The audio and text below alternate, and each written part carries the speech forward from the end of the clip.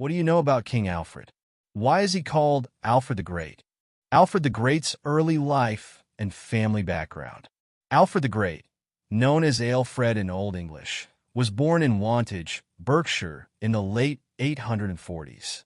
The exact date of his birth remains a subject of scholarly debate, with estimates ranging from 847 to 849. Most historians, however, lean towards the latter part of this period, situating his birth around 849.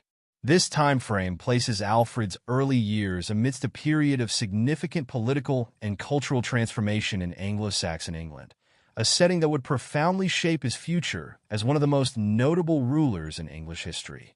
His father, Alfred's father, Ethelwulf, whose name translates to noble wolf in Old English, ascended to the throne of Wessex in 839. He succeeded his father, King Egbert, and became the ruler of one of the most prominent Anglo-Saxon kingdoms. Wessex, located in the southwestern part of present-day England, was an influential kingdom during the 9th century. Despite being rulers of Wessex, Alfred's family possibly had Kentish origins, which suggested that they were relatively new to Wessex. The royal lineage of Wessex had not been passed consistently from father to son until the early 8th century, a factor that set the stage for Ethelwulf's eventual rise to power. Ethelwulf's reign was marked by several significant events, including the Viking incursions that began to threaten the British Isles during this period. As a king, Ethelwulf also undertook a notable pilgrimage to Rome, a journey that underscored the Christian piety and diplomatic aspirations of the Wessex royal house. This pilgrimage, which Ethelwulf made with his young son Alfred, played a crucial role in shaping Alfred's religious devotion and his future policies as a ruler. His mother, Alfred's mother, Osburga, was the daughter of Aslak, the pensurna or butler of the Wessex royal household. Aslak was a person of significant standing, believed to be of Jutish descent. The Jutes were a small Anglo-Saxon tribe that played a pivotal role in the early political landscape of England, particularly on the Isle of Wight. Osburh herself was described in historical accounts as a very religious and noble woman, attributes that seem to have been passed on to her son. Her influence on Alfred is often noted in accounts of his life, suggesting that she instilled in him a strong sense of morality and religious duty. Osburh's background provided Alfred with a connection to the broader Anglo-Saxon world, linking him to the diverse cultural and ethnic tapestry that characterized early medieval England. His family. Alfred was the youngest of 6 children in his family, with 4 brothers and 1 sister, Ethelflaed. His eldest brother, Athelstan, died before he could succeed their father as king, a fate that left the succession open for Alfred and his other brothers. The remaining brothers, Ethelbald, Ethelbert, and Athelred, each had brief reigns before Alfred ascended to the throne. No contemporary portraits or coins depict Alfred, leaving his physical appearance largely a matter of speculation. However, written descriptions from the time often praised his handsomeness compared to other rulers, though these accounts lack specific details. Alfred's upbringing in a relatively large and competitive royal family undoubtedly influenced his development, teaching him the complexities of succession politics and the responsibilities of leadership from an early age. Biography and early life. The scarcity of sources from the early Middle Ages makes it challenging to reconstruct Alfred's early life in detail. The most comprehensive contemporary account is The Life of King Alfred, written by Asser, a Welsh monk who became a close associate of Alfred and a member of his court during the late 880s and 890s. Asser's biography is invaluable, providing insights into Alfred's character, his reign, and the challenges he faced. However, it should be approached with caution, as Asser may have exaggerated certain aspects of Alfred's achievements. The Anglo-Saxon Chronicle, another key source, offers a broader historical context, detailing the events and developments in England during Alfred's time. These records are supplemented by royal charters and other surviving documents, as well as Alfred's own writings, which cover a range of topics from philosophy and ecclesiastical matters to law codes. These texts provide a unique window into the mind of a medieval monarch and reflect Alfred's deep intellectual curiosity and commitment to governance. One significant detail from Asser's account is that Alfred did not learn to read until he was 12 years old. This was not unusual for the time, as literacy was not widespread, even among the nobility. Health. Another major event in Alfred's early life occurred in the mid-850s, when he was around 7 or 8 years old. His father, Ethelwulf, took him on a pilgrimage to Rome. This journey, which included passing through the court of Charles the Bald, King of the Franks, was a significant experience for young Alfred. Charles the Bald ruled the largest Christian kingdom in Western Europe at the time, and this exposure to continental politics and culture likely influenced Alfred's later efforts to foster learning and Christian values in his own kingdom. Asser also reports a more anecdotal story from Alfred's childhood, suggesting that at the age of 6, Alfred memorized a book of Anglo-Saxon poems to win a challenge set by his mother. While the veracity of this story is uncertain, it serves to illustrate Alfred's early engagement with learning and his competitive nature. More certain is the fact that Alfred suffered from health issues throughout his life, which modern scholars believe to be Crohn's disease, an inflammatory bowel condition. This ailment, characterized by periods of debilitating pain and discomfort, likely affected Alfred's ability to lead and may have contributed to his death in 899, around the age of 50. Despite these challenges, Alfred's resilience and ability to govern effectively while managing his health issues are testaments to his strength of character. The Dark Ages. The world into which Alfred was born was one of significant upheaval and transformation. The collapse of the Western Roman Empire in the 5th century had left a power vacuum in Western Europe, leading to the rise of various Germanic tribes, including the Franks in France, the Visigoths in Spain, and the Anglo-Saxons in Britain. This period, often referred to as the Dark Ages, was characterized by weak, decentralized states and frequent warfare. The Muslim conquest of Spain in the early 8th century further complicated the political landscape, as Islamic forces expanded into the Iberian Peninsula. However, the advance of Muslim armies into Western Europe was halted at the Battle of Tours in 732 by Charles Martel, a pivotal moment that preserved the Christian character of the region. In the centuries that followed, Europe began to recover and consolidate. This period saw the rise of the Carolingian Empire under Charlemagne, who sought to revive the ideals of the Roman Empire. His reign, known as the Carolingian Renaissance, was marked by a resurgence of learning, culture, and centralized political authority. Charlemagne's coronation as the first Holy Roman Emperor in 800 symbolized the union of Christian and imperial authority, a legacy that would influence European politics for centuries. In England, similar processes of consolidation were underway. By the 9th century, several Anglo-Saxon kingdoms, including Wessex, Mercia, and Northumbria, had emerged as more unified and centralized states. Wessex.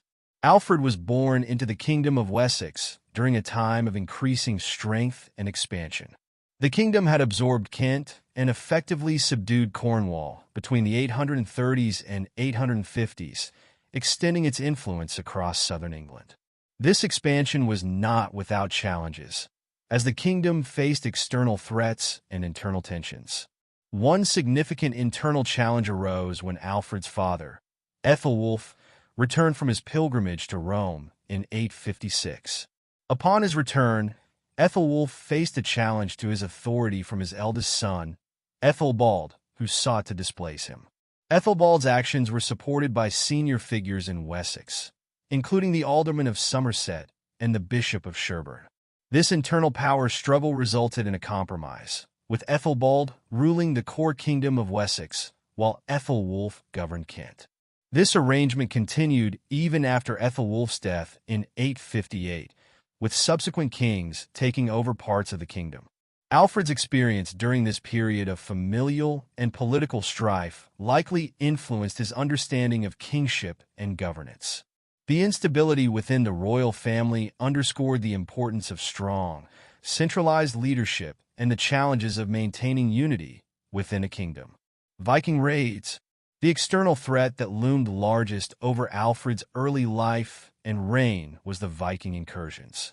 The first recorded Viking raid in the British Isles occurred in 793 at Lindisfarne Monastery in northeastern England, a harbinger of the waves of Norsemen that would descend upon England in the following decades.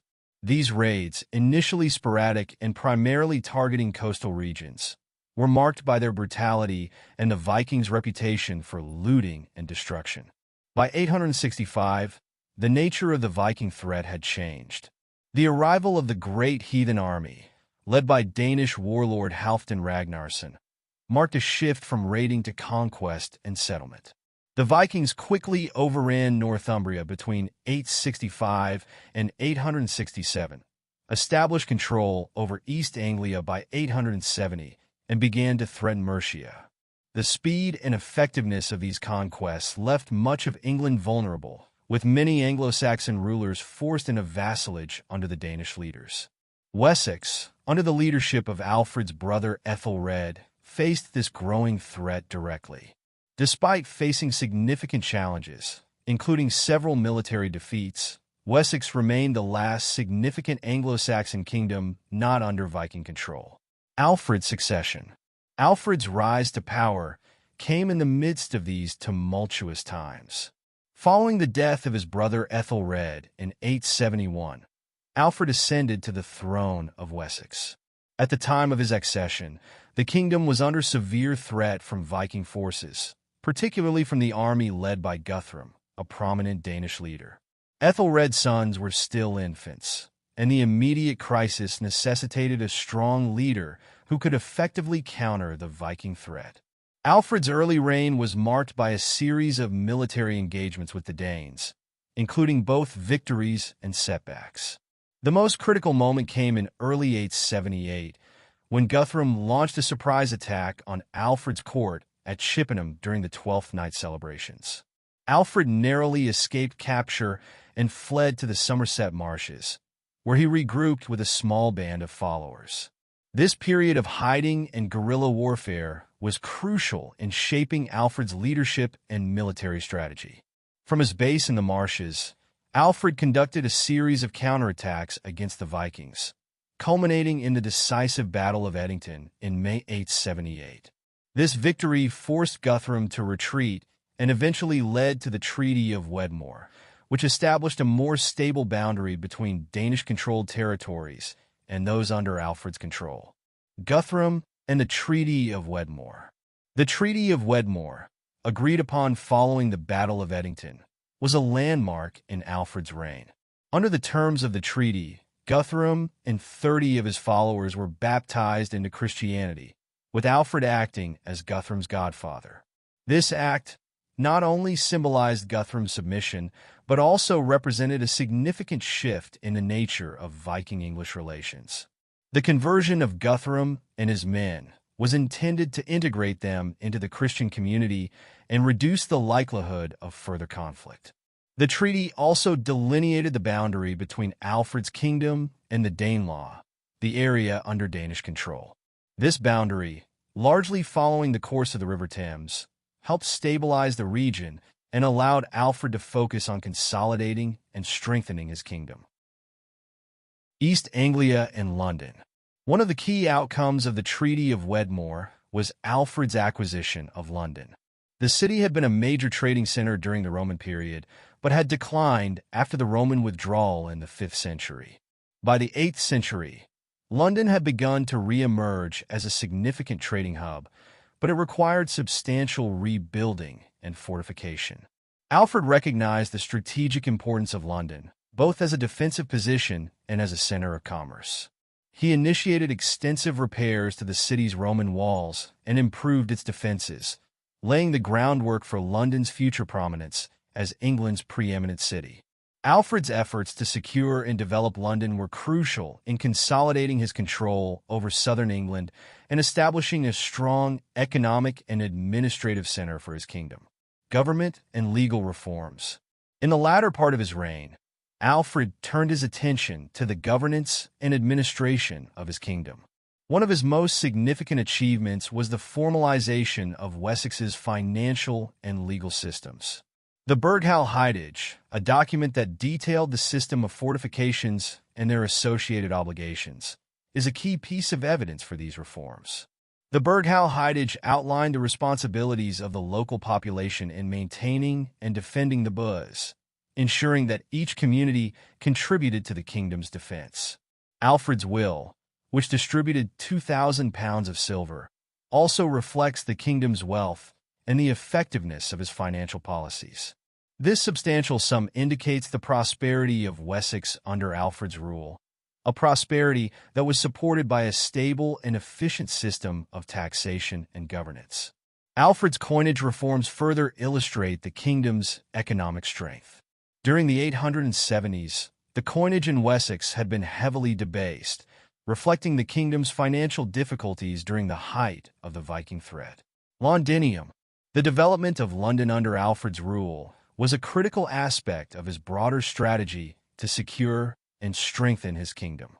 The city's strategic location on the Thames made it an ideal center for trade and defense. Alfred's efforts to fortify London and integrate it into the administrative and economic framework of Wessex were instrumental in its rise as a major urban center. Alfred's decision to rebuild London's walls and establish a military presence in the city reflected his understanding of the importance of urban centers in maintaining control over his kingdom. By securing London, Alfred not only protected Wessex from potential invasions, but also established a base from which he could project power and influence across southern England. Law. Alfred's contributions to the legal system of Wessex are another significant aspect of his legacy. His law code, issued in the late 880s or early 890s, was based on earlier laws from the Kingdom of Wessex and incorporated elements of Christian doctrine.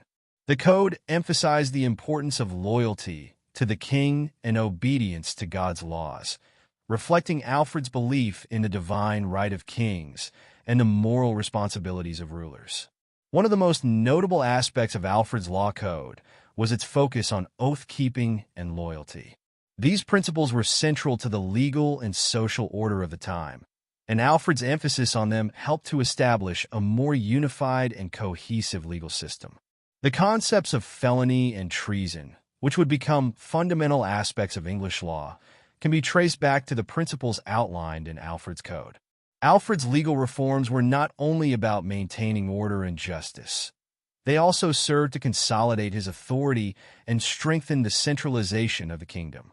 By establishing a clear legal framework, Alfred was able to assert his control over the various regions of Wessex and ensure that the kingdom operated under a unified set of laws. Innovations. While Alfred's legal code drew on traditional laws and Christian principles, he also introduced significant innovations. One of these was the establishment of a system of local courts and officials who were responsible for administering justice.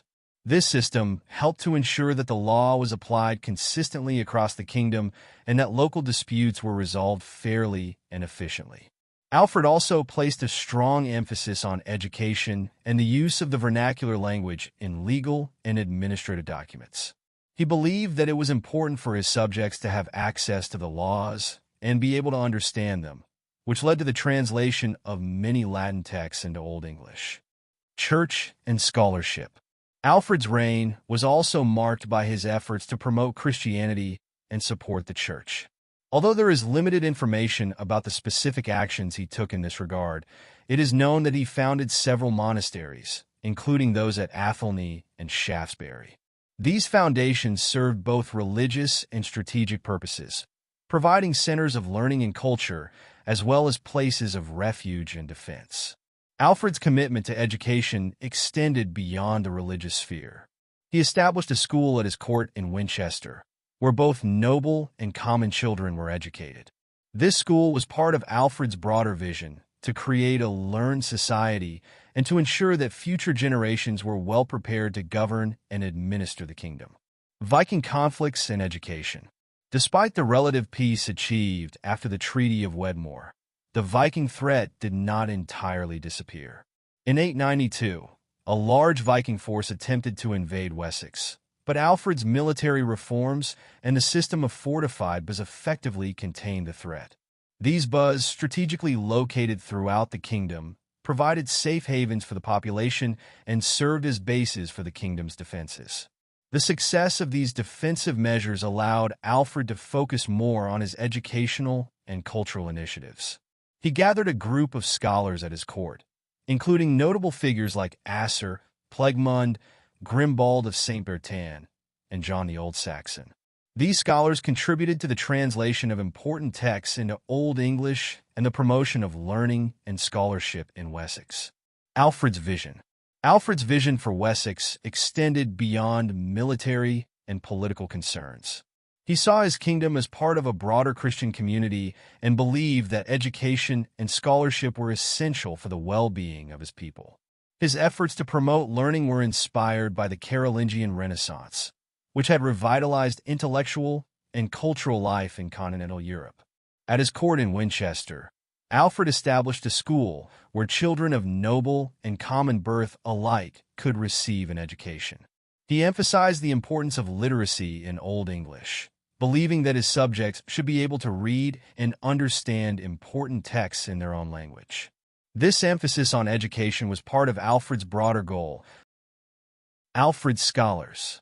The scholars gathered at Alfred's court played a crucial role in realizing his vision. Asser, a Welsh monk and chronicler, wrote The Life of King Alfred, a key source for understanding Alfred's reign and character. Plegmund, who later became Archbishop of Canterbury, was another important figure, contributing to the reform of the church and the promotion of learning. Grimbald of St. Bertin, a Benedictine monk from France, brought with him knowledge of Frankish law and governance, which influenced Alfred's own reforms. John the Old Saxon, a scholar from Germany, was known for his linguistic skills and contributed to the translation of important texts. Together, these scholars helped to create a vibrant intellectual community at Alfred's court, fostering a culture of learning and inquiry that would have lasting effects on English society. Alfred's School. The school established by Alfred at Winchester was a pioneering institution for its time. It provided education to a wide range of students, including those of lower birth, reflecting Alfred's belief in the importance of education for all members of society. The curriculum included the study of Latin, the language of the church and scholarship, as well as Old English, the vernacular language of the people. Alfred's emphasis on the vernacular was particularly significant. He believed that knowledge should be accessible to all, and that the use of Old English in education and administration would help to create a more informed and cohesive society. This focus on the vernacular laid the groundwork for the development of a distinctive English literary tradition and contributed to the preservation of the English language during a period of significant cultural and political change. Alfred's death. Alfred died on October 26, 899, likely as a result of the health issues he had suffered from throughout his life. He was buried in Winchester, the capital of his kingdom, in the Old Minster. However, his remains were later moved to Hyde Abbey, and during the dissolution of the monasteries under Henry VIII, his grave was destroyed. Alfred's legacy. Alfred left behind a strengthened and more cohesive Wessex, which his successors, including his son Edward the Elder and grandson Athelstan, continued to build upon.